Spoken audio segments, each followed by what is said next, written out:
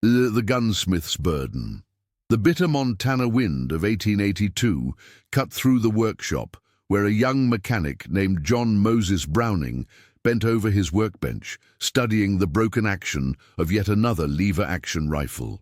His calloused hands moved with surgical precision as he dismantled the mechanism, each click of metal against metal echoing in the cramped space behind his father's gun shop. The frontier demanded reliability, but existing rifles failed when cowboys, ranchers, and lawmen needed them most. Browning didn't know it then, but he was about to create the weapon that would define the American West and reshape warfare itself. The scent of gun oil hung thick in the winter air as John examined the Winchester's lever mechanism by lamplight.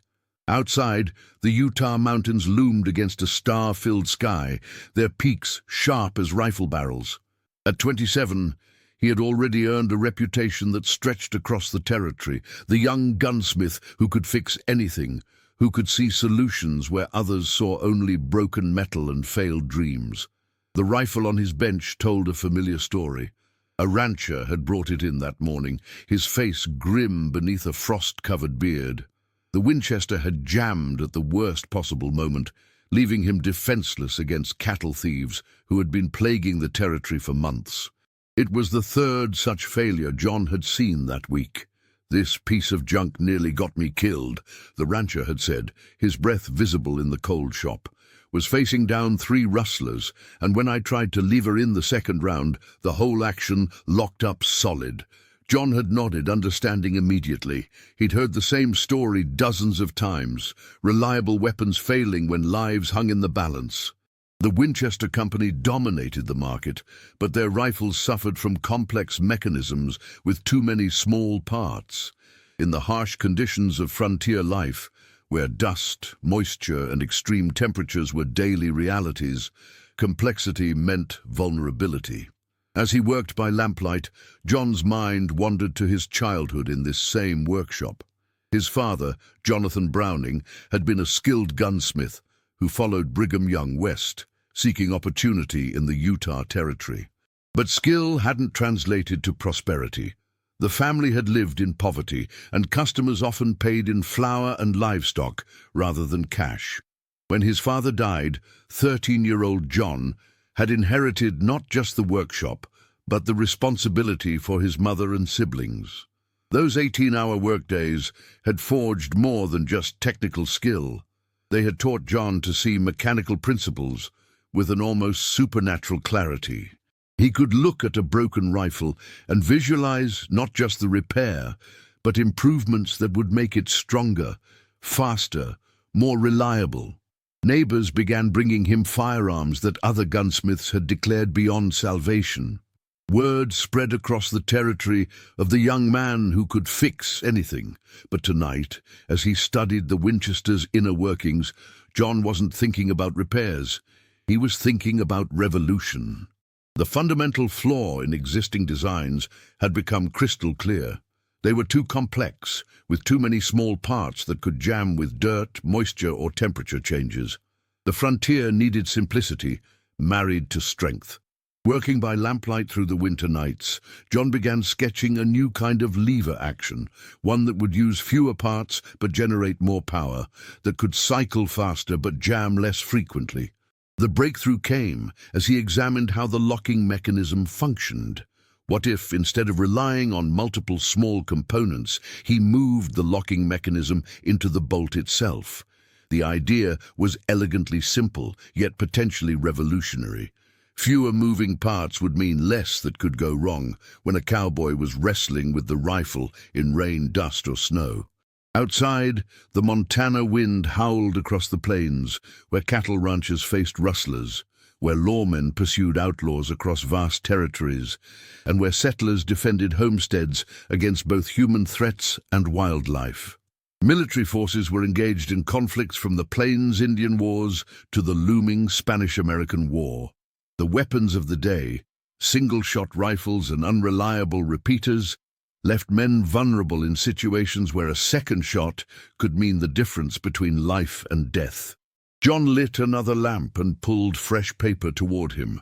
His pencil moved quickly, sketching mechanisms that existed only in his imagination. The design taking shape looked deceptively simple, but he knew it could revolutionize everything. This wouldn't just be another repair job. This would be the creation of something entirely new.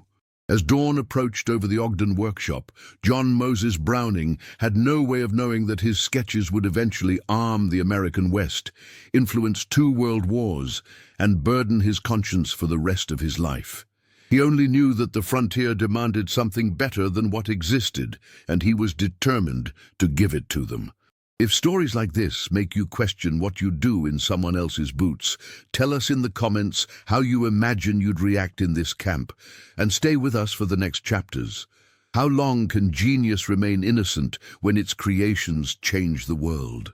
The 1890s marked a pivotal moment in American expansion. The frontier stretched endlessly westward, populated by cattle ranchers facing rustlers, lawmen pursuing outlaws across vast territories, and settlers defending homesteads against both human threats and wildlife. Military forces found themselves engaged in conflicts from the Plains Indian Wars to the looming Spanish-American War. But for John Moses Browning, hunched over his workbench in the pre-dawn hours, the wider world seemed distant. His universe had narrowed to brass cartridges, steel springs, and the mechanical poetry of his revolutionary design. By the winter of 1893, John had been refining his lever-action concept for over a year. The initial prototype, nearly complete in his small Ogden workshop, looked deceptively simple. But appearances deceived. This rifle would feature Browning's revolutionary design that moved the locking mechanism into the bolt itself, creating a stronger, more reliable action. More importantly, it could handle the new smokeless powder cartridges that were just emerging, giving it power and range that exceeded anything currently available on the frontier. The young inventor had grown up surrounded by the smell of gun oil and the sound of hammering steel. Born in 1855 in Ogden, Utah, he was the son of Jonathan Browning, a respected but struggling gunsmith who had followed Brigham Young west. The family had lived in poverty, and young John learned early that survival depended on making broken things work again. His childhood memories were filled with the workshop's sensory details: the acrid bite of bluing solution, the satisfying click of a properly fitted action, the weight of quality steel in his hands. He remembered watching his father repair rifles for hunters and pioneers who paid in flour and livestock rather than cash. When John was 13, his father died, leaving him to support his mother and siblings. The boy, who had once dreamed of becoming an inventor, was suddenly thrust into the role of family provider, working 18-hour days to keep the gun shop alive. But genius has a way of emerging despite circumstances. Browning possessed an almost supernatural understanding of mechanical principles. He could look at a broken rifle and instantly visualize not just the repair, but improvements that would make it stronger, faster, more reliable. His neighbors began bringing him firearms that other gunsmiths had declared beyond salvation. Word spread across the territory of the young man who could fix anything, and more importantly, who was quietly developing his own designs. The breakthrough had come during that particularly harsh winter, when a local rancher brought him a Winchester that had failed during a critical moment with cattle thieves. As Browning examined the rifle's lever action, he realized the fundamental flaw in existing designs. They were too complex, with too many small parts that could jam with dirt, moisture, or temperature changes. The frontier needed simplicity married to strength. Now, working by lamplight through the winter nights, Browning was sketching and building something unprecedented. The design emerging from his workshop would eventually become the Winchester Model 1894. But in early 1894, it was still just an idea taking physical form in his calloused hands. Simplicity had been the key. Fewer moving parts meant less that could go wrong when a cowboy was wrestling with the rifle in rain, dust, or snow. The new action could cycle faster than anything on the market, and its strength would allow it to chamber powerful cartridges that would give hunters and defenders stopping power previously unavailable in a lever-action rifle. John tested each component obsessively. The Montana winters were brutal, providing perfect conditions to stress test his mechanisms. He would leave parts outside overnight, then bring them in to see how thermal expansion and contraction affected their function. He tested the action with muddy hands, with wet gloves, in conditions that would paralyze lesser designs. The rifle taking shape on his bench was more than just a weapon. It was a philosophy made manifest. Every curve, every spring, every bearing surface reflected John's belief that complexity was the enemy of reliability. He had watched too many good men nearly die because their rifles failed at critical moments. This design would not fail. But as 1894 progressed and his prototype neared completion, John began to wrestle with questions that had never occurred to him during the long nights of design work. What responsibility did a creator bear for his creation's ultimate use? He was building this rifle to save lives, to help ranchers defend their cattle, to aid lawmen in pursuing outlaws, to give settlers the means to protect their families. Yet he knew that any weapon capable of preserving life was equally capable of taking it. The young gunsmith from Ogden had no way of knowing that his design would eventually influence global warfare, that millions of his rifles would be produced, or that he would spend his later years haunted by letters from soldiers describing both the lives his weapon had saved and the lives it had claimed.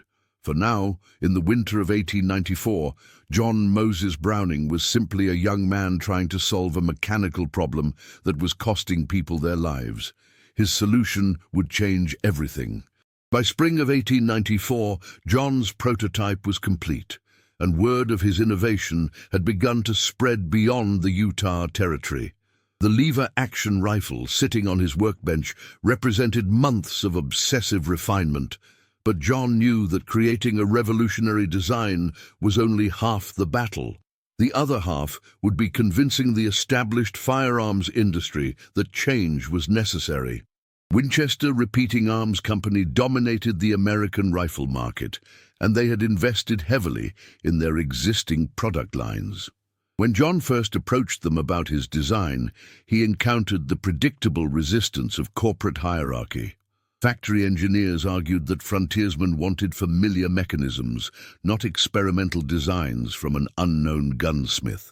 The company executives were skeptical that this young inventor from Utah could revolutionize their entire approach to lever-action rifles. "Mr. Browning," said the chief engineer during John's first presentation in New Haven, Connecticut, "our current models have served the frontier admirably for decades. What makes you think we need to change a proven system?" John had expected this reaction. He had prepared by bringing not just technical drawings, but testimonials from ranchers, lawmen, and hunters who had experienced failures with existing rifles. He spread these letters across the conference table, each one telling a story of mechanical failure at critical moments. "Because proven isn't the same as perfect," John replied, his voice carrying the quiet confidence of a man who had solved problems others couldn't see. "Your rifles work most of the time, which is why they dominate the market. But most of the time isn't good enough when someone's life depends on that second shot." The room fell silent as the executives read accounts of jamming mechanisms, of complex actions seizing up in dust or cold, of reliable men nearly dying because their reliable weapons weren't quite reliable enough. However, Thomas Gray Bennett, Winchester's vice president, possessed the vision to recognize genius when he saw it. Unlike his more conservative colleagues, Bennett understood that the firearms industry stood at a crossroads. New, smokeless powder cartridges demanded stronger actions, and the expanding frontier required weapons that could function reliably in increasingly harsh conditions. "Show us what you've built," Bennett said finally. The demonstration took place at Winchester's Connecticut testing range on a cold March morning. John had shipped his prototype carefully, wrapped in felt and secured in a custom wooden case he had built in his Ogden workshop. As he unpacked the rifle, he felt the weight of expectation from the assembled Winchester executives and engineers. The Model 1894 prototype looked deceptively simple compared to existing Winchester rifles. Its lines were cleaner, its action appeared less complex, yet John knew it was fundamentally stronger and more reliable than anything the company currently produced. "This design moves the locking mechanism into the bolt itself," John explained as he demonstrated the action. "Fewer moving parts, stronger lockup, faster cycling. It'll handle smokeless powder cartridges that would destroy your current rifles." The testing began with standard functionality checks, loading, firing, and cycling through magazines of ammunition. The executives watched as the rifle performed flawlessly, its action smooth and positive. Then came the stress tests that would make or break John's revolutionary design. They buried the rifle in sand, soaked it in water, froze it overnight, and heated it in direct sunlight. Each time, the simple action cycled perfectly while a parallel-tested Winchester 1886 began to show signs of mechanical stress. But the moment that convinced Thomas Gray Bennett came during the endurance test. After witnessing the Model 1894 fire hundreds of rounds without a single malfunction, Bennett understood that this young inventor from Utah had created something that would transform both Winchester and American firearms manufacturing. "Mr. Browning," Bennett said as the demonstration concluded, "I believe Winchester would like to purchase your design." The negotiation took weeks. John had never dealt with corporate executives before, and he found their world of contracts and licensing agreements as complex as any mechanical problem. But Bennett proved to be an honorable man, and eventually they reached terms that would make John wealthy while giving Winchester the rights to produce his revolutionary rifle. The success brought unexpected emotional complexity.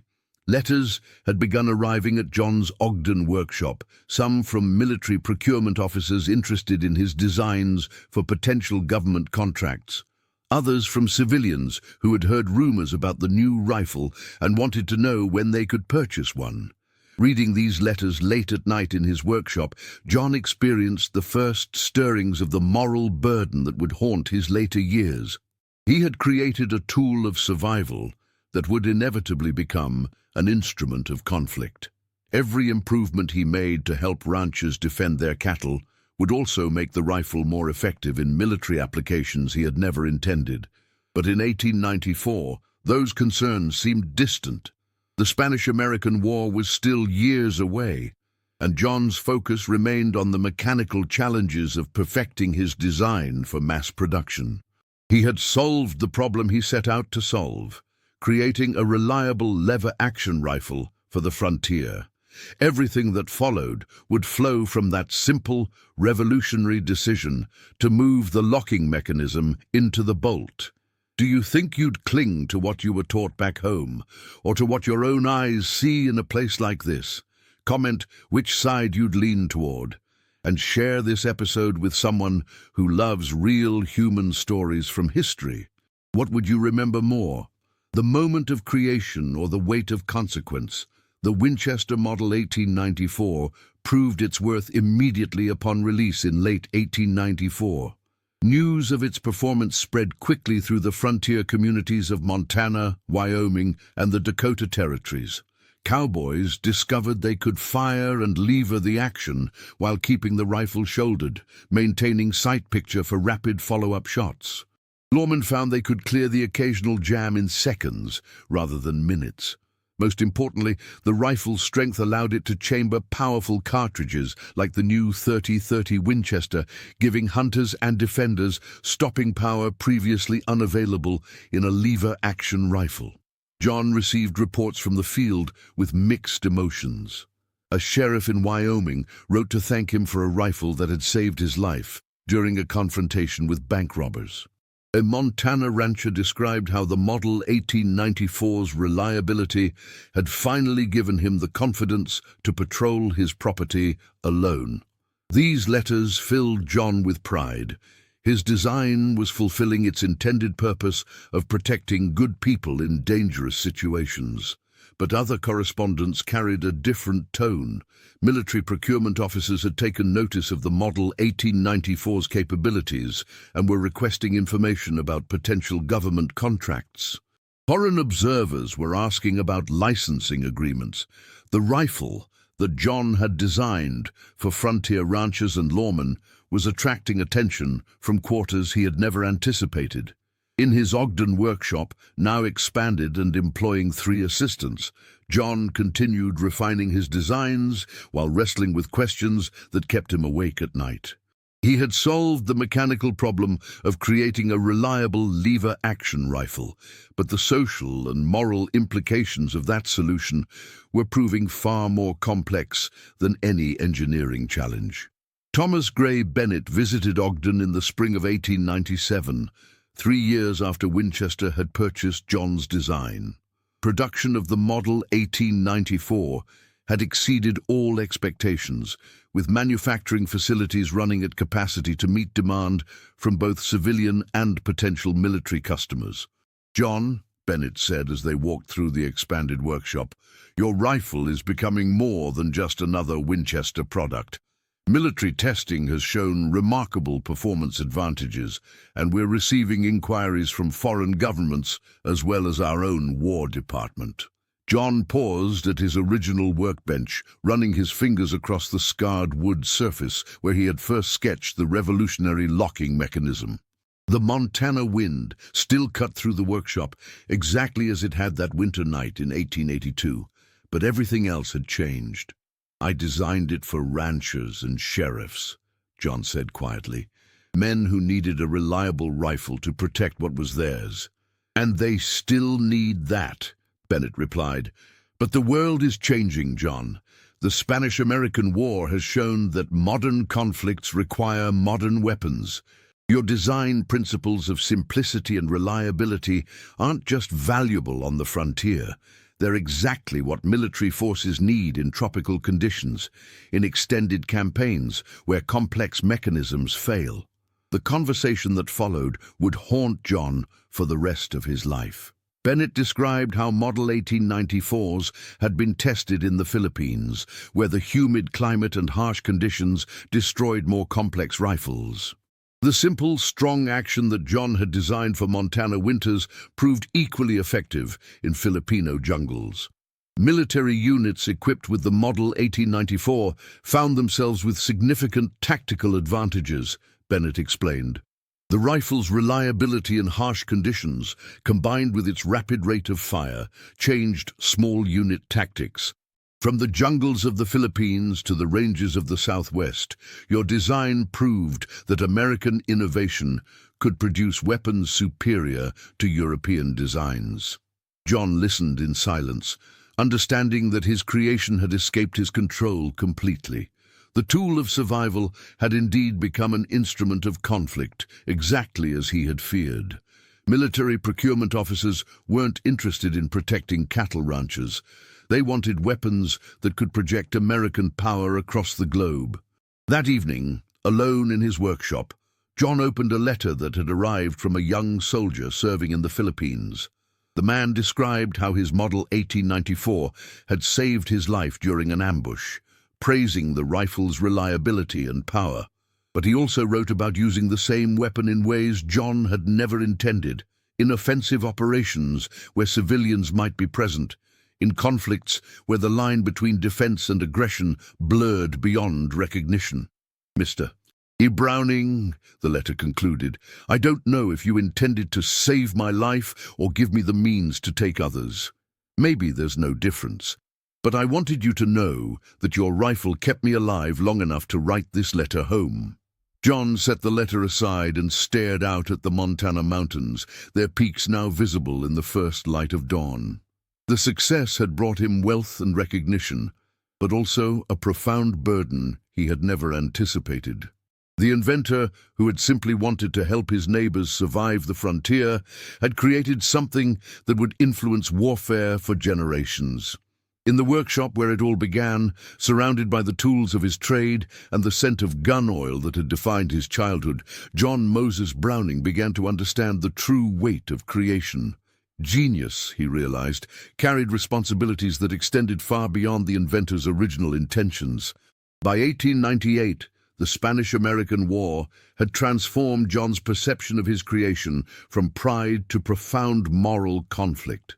Reports from Cuba and the Philippines described how American forces equipped with Model 1894s possessed significant advantages over Spanish troops carrying older, less reliable weapons. The rifle's ability to function in tropical heat and humidity, combined with its rapid rate of accurate fire, had indeed changed small unit tactics across diverse theaters of operation. John found himself reading war correspondence with a mixture of fascination and horror. Military reports praised the Model 1894's performance in exactly the conditions he had designed it for, except now those conditions included jungle warfare against human opponents rather than frontier defense against cattle thieves. The reliability that saved ranchers' lives also made American soldiers more effective killers. A letter arrived in late 1898 that would become the turning point in John's relationship with his creation. It came from Lieutenant Colonel Theodore Roosevelt, who had led the Rough Riders in Cuba and had personally witnessed the Model 1894's battlefield performance. "Mr. Browning," Roosevelt wrote in his characteristic bold script, "your rifle gave American forces a decisive advantage in the recent campaign. The Spanish Mauser-wielding troops were no match for our lever-action firepower, particularly in the close-quarters fighting that characterized much of the Cuban theater. I believe your design has fundamentally altered the nature of modern warfare." The letter continued with technical observations about ammunition consumption, maintenance requirements, and tactical applications that demonstrated Roosevelt's thorough understanding of weapons technology. But it was the final paragraph that struck John like a physical blow. "I understand from my correspondence with Winchester executives that you designed this weapon primarily for civilian frontier use. You should know that your creation has become an instrument of American policy, projecting our national power far beyond the territories where you first conceived it. The implications of this transformation extend well beyond questions of mechanical engineering." That same week, John received a very different letter from a Spanish prisoner of war, written in careful English and somehow delivered through intermediaries. The Spanish soldier described watching his unit destroyed by American forces equipped with superior weapons, including what he identified as the lever-action rifles that fire so rapidly and accurately. "Senor Browning," the letter read, "I do not write to condemn you, for I understand you are an inventor, not a soldier. But I wanted you to know that your rifle killed many of my companions who were fighting to defend what they believed was theirs, just as your American frontiersmen fight to defend what they believe is theirs. Perhaps all weapons serve both justice and injustice, depending on who holds them and why." John spent 3 sleepless days in his workshop after receiving these letters, mechanically cleaning and adjusting rifles, while his mind struggled with the moral implications of his success. The weapon he had created to solve a simple problem, unreliable actions that failed when lives depended on them, had become a factor in international conflicts he barely understood. The central revelation came not through correspondence or newspaper reports, but through a conversation with his elderly mother, who still lived in the modest house where John had grown up. She had noticed his growing melancholy and finally confronted him directly. "John," she said one Sunday afternoon as they sat on her porch overlooking the Ogden Valley, "you've been carrying a weight that's bending your shoulders. What burden are you trying to bear alone?" John found himself describing not just the military reports and letters from soldiers, but his deeper fear that his gift for mechanical innovation had made him complicit in violence he never intended to enable. "I designed it to help people protect themselves," he said. Now it's being used to project power, to fight wars in places I've never seen, against people who probably have families just like ours." His mother was quiet for a long moment, watching the Montana wind bend the grass in waves across the valley where her son's creation had first taken shape. "John Moses," she said finally, using his full name as she had when he was a child. "Your father spent his whole life fixing broken things, trying to make tools that would help people survive. You've done the same thing, just on a larger scale. You can't control how people use what you create, but you can control whether you continue creating with good intentions." That evening, John made a decision that would shape the remainder of his career. He would continue inventing. There were too many mechanical problems in the world that needed solving. But he would also document his intentions and concerns, creating a record of the moral questions that accompanied technical innovation.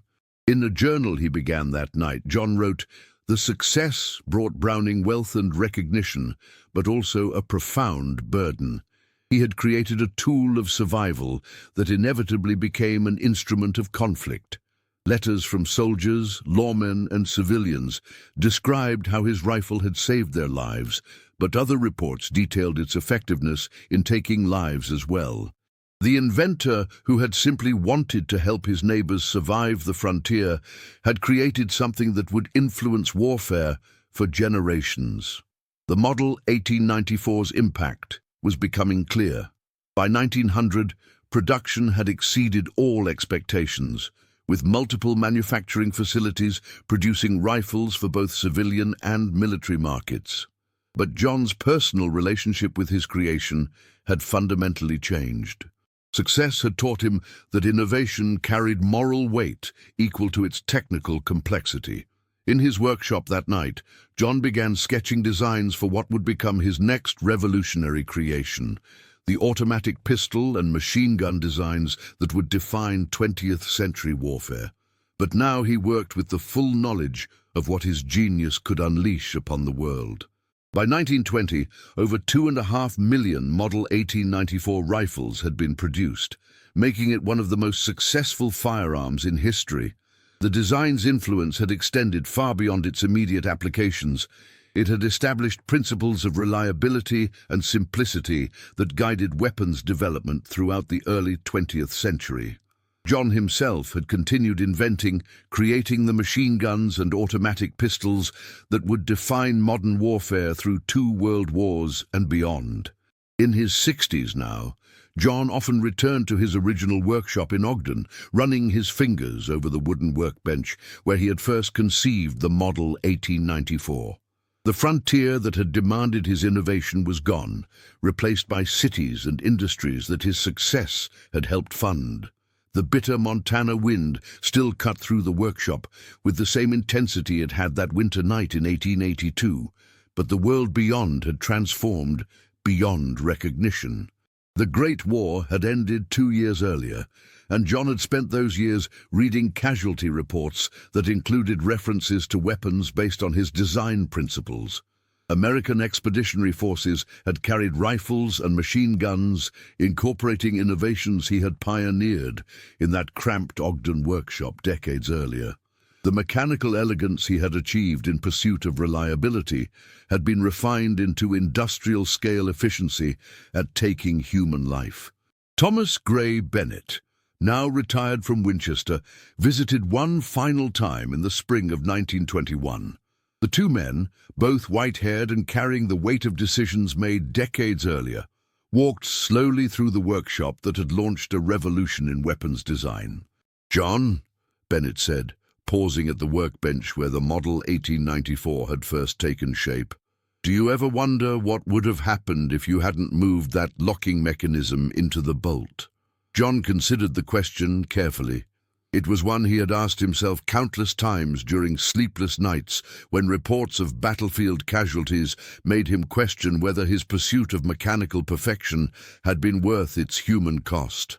"Every innovation builds on previous innovations," John replied finally. "If I hadn't designed the Model 1894, someone else would have solved the reliability problem eventually. The frontier demanded better weapons, and the frontier usually gets what it demands.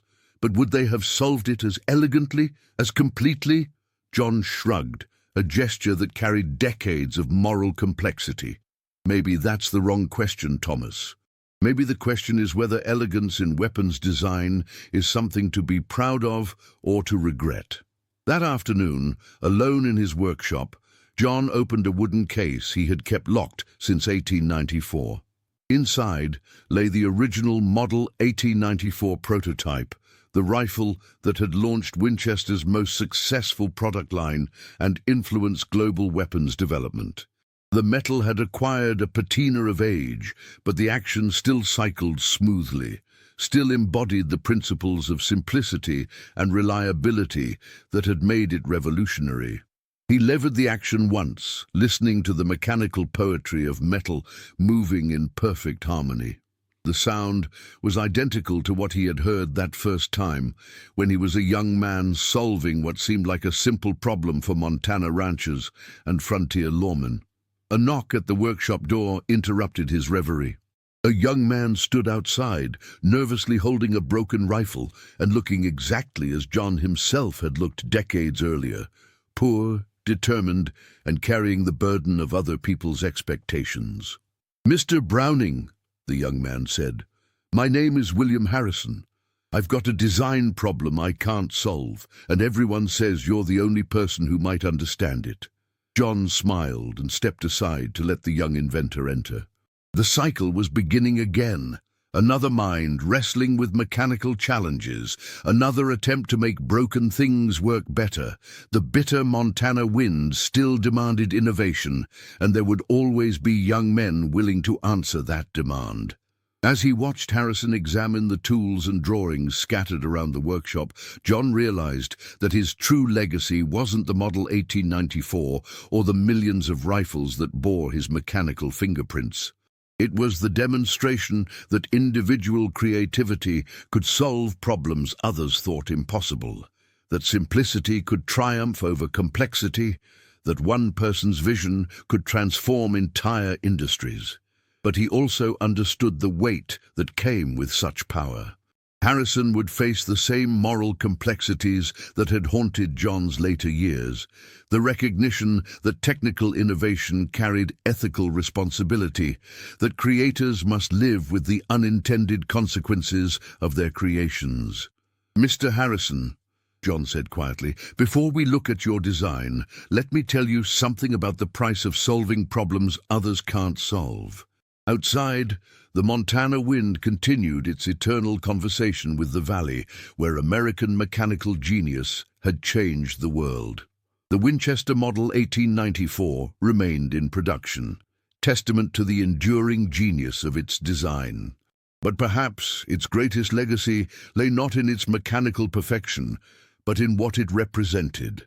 The power of a single mind to see solutions where others saw only problems, to create simplicity from complexity, and to transform the world through pure force of imagination and will. In his final journal entry that night, John wrote, "The weapon that armed the American West became a symbol of an era when individual ingenuity could change the course of history. But I learned that changing history is easier than living with the change you've caused. The frontier demanded reliability, and I gave it perfection. Whether that was a gift or a curse depends on who holds the rifle and what they choose to do with it." The wind outside carried the sound of hammering from a dozen workshops where other inventors pursued their own solutions to the world's mechanical problems. The cycle of innovation continued, driven by the same human impulse that had kept John working through those long winter nights in 1882, the belief that broken things could be fixed, that problems could be solved, that tomorrow's tools could be better than today's. John closed the journal and locked it away with his prototype. Some stories, he knew, were better left for future generations to judge. If this story reminded you that even in the darkest times, small acts of humanity still matter, subscribe to the channel, tell us which country you watch from, and invite someone to revisit history with us in the next story. Can innovation exist without moral consequence, or must every creator eventually face the unintended legacy of their genius?